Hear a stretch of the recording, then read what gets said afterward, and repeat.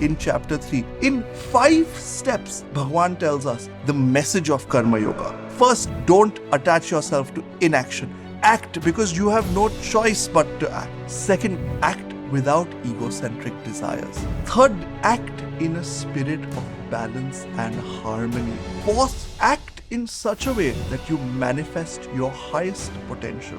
And the 5th message is, if you struggle to make progress, make use of this secret capability known as Shraddha.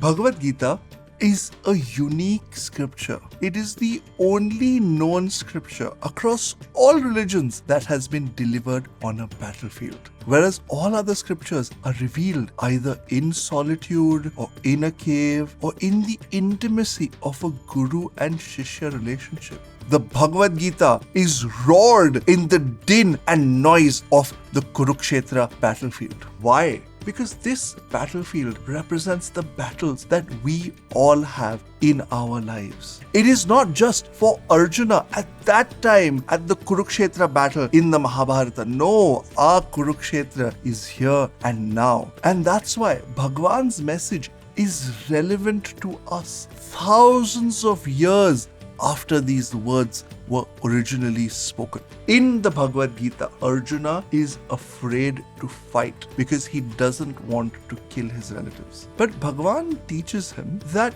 those who Arjuna thinks he's killing are not actually killed. Because all that dies is the body. The soul is eternal, unmanifest, and beyond death.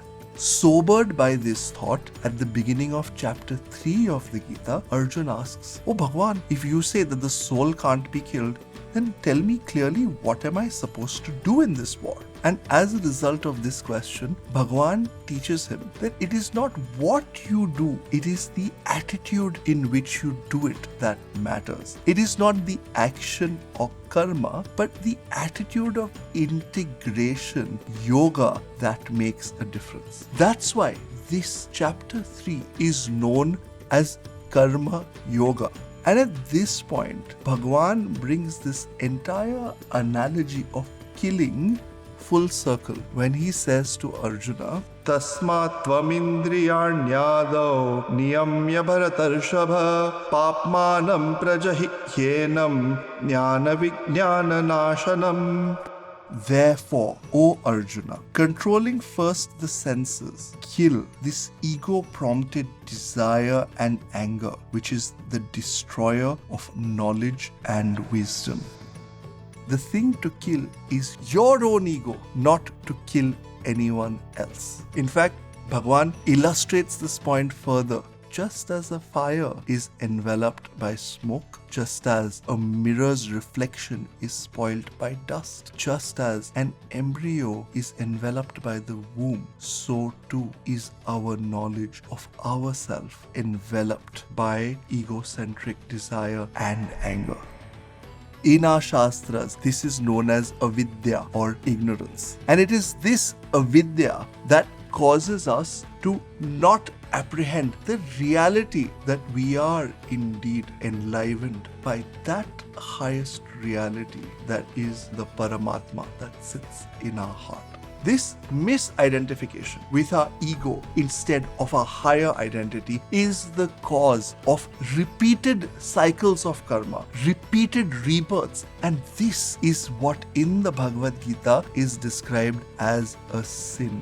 Not some eternal damnation because of circumstances beyond our control, but our own choice to either stay in the cycle and sin or to pursue the path of Karma Yoga and liberate ourselves. Now we may say that we want to evolve, but the path of evolution is difficult. Where do we start? To that person, Bhagwan says, "Indriyani paranyahu indriyebhyah param manah manasastu para buddhi yo buddhev paratastu saha." They say that the senses are superior to the body. Superior to the senses is the mind. Superior to the mind is the intellect. And one who is even superior to the intellect is he, the Atman. the Paramatma in our hearts. This may seem like a difficult verse to understand, but the message is straightforward. When we connect with our Atman, with our Paramatma in our hearts, then we can evolve spiritually. And there's a beautiful story in the Srimad Bhagavatam that illustrates this. Once Bhagwan Shiva and Ma Parvati were enjoying some time together, and Ma Parvati requested Shivji to give her the highest truth. Shivji said, I will tell you the highest truth, but when I say these words, I myself go into a trance. So you, Parvati, need to indicate from time to time by saying, so I know when I hear this sound that you are listening and understanding the message. Parvati Ma agrees and Shivji starts to explain. And as promised, he goes into a trance. And from time to time, Ma Parvati indicates that she is listening by making the sound At one point, Ma Parvati, while listening to this message, falls asleep. And there's a parrot that has also been listening. And like any good parrot, he learns to imitate the sound of Ma Parvati. So even though Ma Parvati is asleep, the parrot keeps saying and listening so that Bhagwan Shiv continues to give that message. At the end of the message, Bhagwan Shiva opens his eyes and sees Ma Parvati asleep. And he says, who has been making that sound to indicate that they have been listening? At that time, he spots the parrot and he runs after the parrot to try and capture it for misleading him with his sounds. The parrot, seeing nowhere else to save its life, enters the womb of Sri Vedvyasa's wife. This parrot is whom we know as Shukdev Goswami Maharaj. Shukdev ji, because Shuka means parrot in Sanskrit. And once Shukdev ji entered the womb of Vedvyasa's wife, he stayed there for years and years, refusing to take birth. Why? Because he didn't want to be tainted by the world based on the knowledge that he had gathered from Shivji. Finally, Vedvyasji appealed to Bhagwan, and Bhagwan himself came down and reassured Shukdev that he will not be touched by attachment, at which point Shukdevji took birth in this world.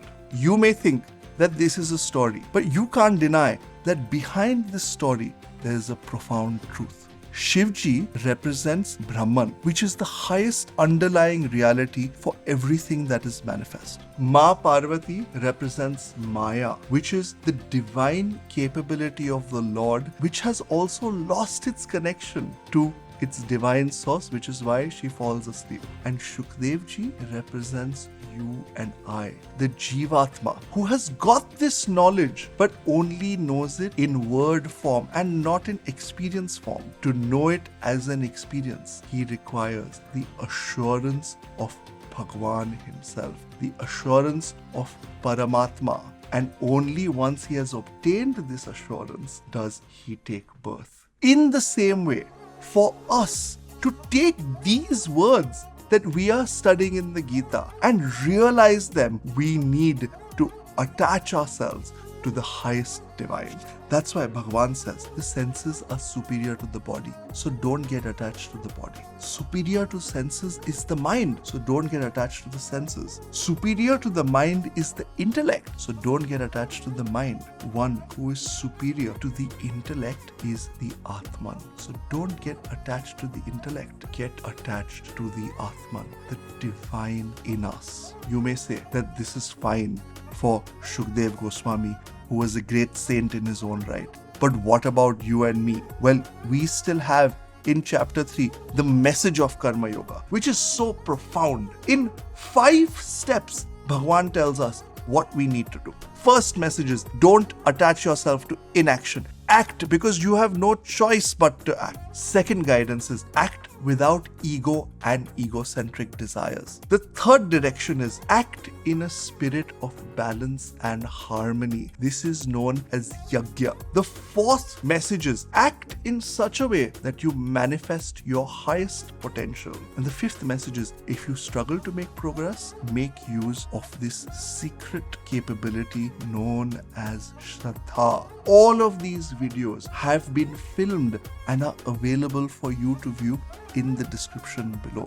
having given this entire message, Bhagwan concludes the chapter. Evam buddhev param buddhva samstabhyatmanamatmana jahi shatrum mahabaho kamarupam durasadam. Thus, knowing him, knowing the Atman, who is superior to the intellect, and restraining your lower self by your higher self, slay you, O mighty armed, the enemy in the form of desire, which is no doubt hard to conquer.